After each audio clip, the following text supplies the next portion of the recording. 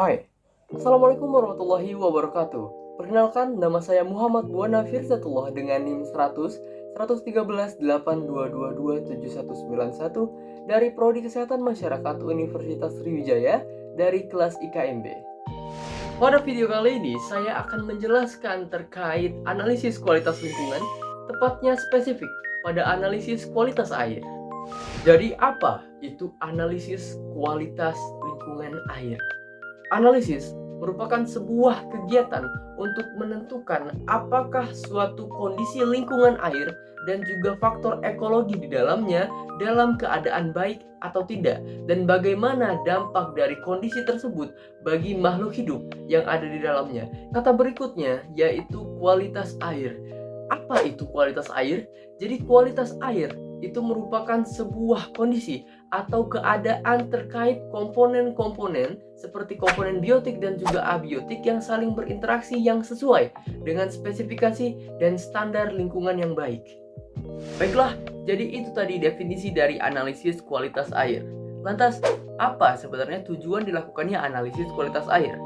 Jadi tujuan dilakukannya analisis kualitas air yaitu untuk mengukur parameter-parameter yang ada, baik dari fisika, biologi, dan juga kimia, yang kemudian hasil dari perhitungan atau pengukuran tersebut akan dibandingkan dengan yang namanya nilai ambang batas atau baku mutu, bahkan yang kemudian untuk dilihat apakah kualitas air ini sudah sesuai atau tidak.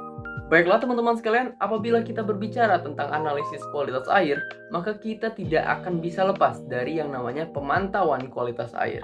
Pemantauan kualitas air itu dilakukan dengan beberapa tujuan.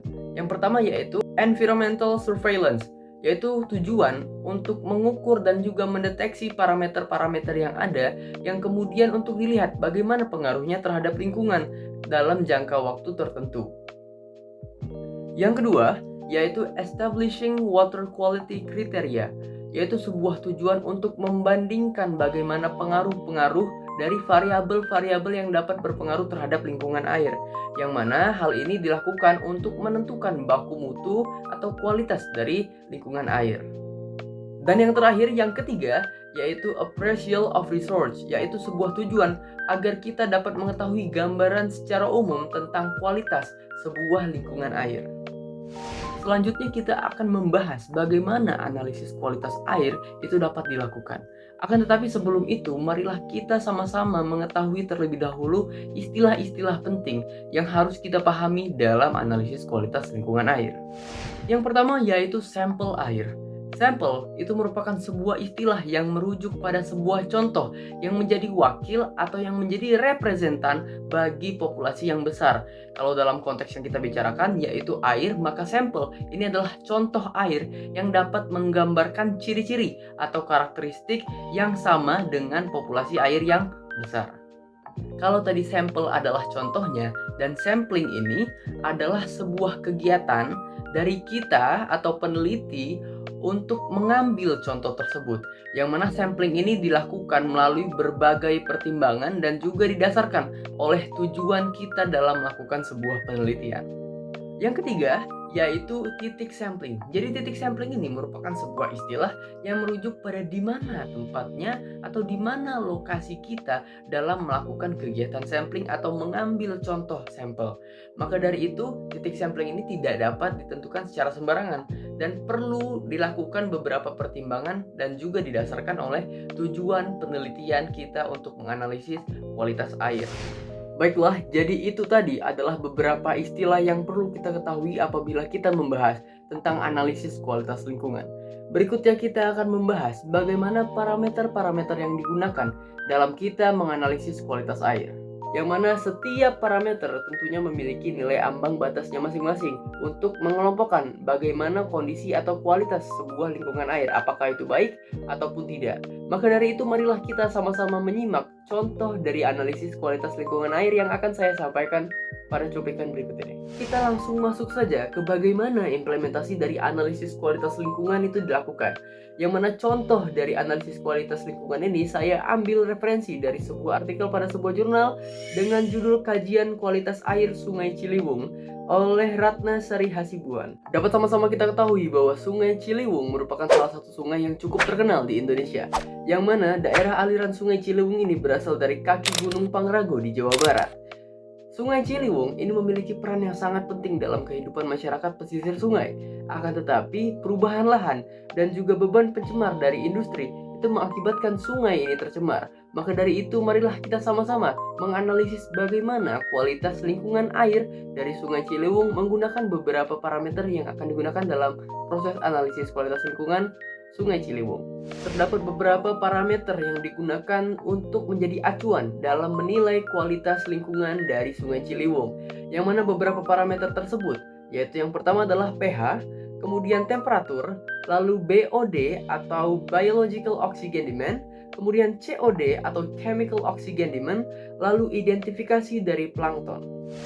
Untuk mendapatkan hasil penelitian yang lebih baik dan dapat menggambarkan bagaimana kondisi Sungai Ciliwung secara keseluruhan, tahapan berikutnya yaitu adalah penentuan titik sampling, yang mana penentuan titik sampling di sini dilakukan melalui metode purposive sampling method, yang mana berdasarkan hal tersebut terdapat dua titik sampling dalam penelitian yang saya ambil ini, yaitu yang pertama di Sukarsari dan yang kedua di Sempur. Tentunya dalam sebuah penelitian diperlukan sebuah alat yang digunakan untuk melakukan sampel atau melakukan analisis. Pada penelitian ini terdapat beberapa alat yang digunakan. Yang pertama yaitu adalah plankton net, yang kedua adalah jala surber, yang ketiga lempeng Secchi, kemudian termometer, selanjutnya beaker glass, lalu neraca analitik, kemudian mikroskop, dan juga alat tulis dan kamera HP. Setelah proses analisis kualitas air dilakukan menggunakan alat-alat tersebut, didapatkanlah hasil yang pertama yaitu terkait suhu. Suhu pada titik pantau pertama yaitu 24 derajat Celcius dan suhu pada titik pantau kedua yaitu 23 derajat Celcius. Kemudian derajat keasaman atau pH pada titik pantau pertama yaitu sebesar 7,5 dan juga pada titik pantau kedua yaitu sebesar 8.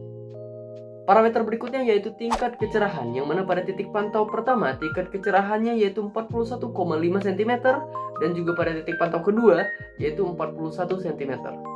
Untuk parameter biologi berupa plankton, kedua titik pantau memiliki hasil yang sama, yaitu zooplankton berupa Microhoneymoon strixium, kemudian phytoplankton berupa Clostridium cetaceum. Kita beralih ke parameter berikutnya yaitu BOD atau Biological Oxygen Demand. Didapatkan hasil BOD 0-nya yaitu sebesar 13,6418 mg per liter dan juga BOD 7-nya yaitu sebesar 12,1855 mg per liter. Selanjutnya untuk nilai dari COD atau Chemical Oxygen Demand sebesar 98,00 mg per liter. Baiklah, dengan nilai-nilai yang sudah kita dapatkan dari setiap parameter yang dijadikan acuan dalam menilai kualitas air Sungai Ciliwung, dapat disimpulkan bahwa Sungai Ciliwung ini memiliki kualitas air pada kelas yang terakhir, yaitu kelas keempat. Air yang tergolong dalam kelas keempat merupakan air yang peruntukannya dapat digunakan untuk pertanaman atau peruntukan lain yang mempersyaratkan mutu air yang sama dengan kegunaan air tersebut. Baiklah, jadi video terkait implementasi dari analisis kualitas lingkungan air pada Sungai Ciliwung tadi menandakan akhir dari video ini. Terima kasih telah menonton video ini dari awal sampai akhir. Semoga isi dari video ini dapat memberikan manfaat bagi kita semua. Sekian dari saya. Wassalamualaikum warahmatullahi wabarakatuh.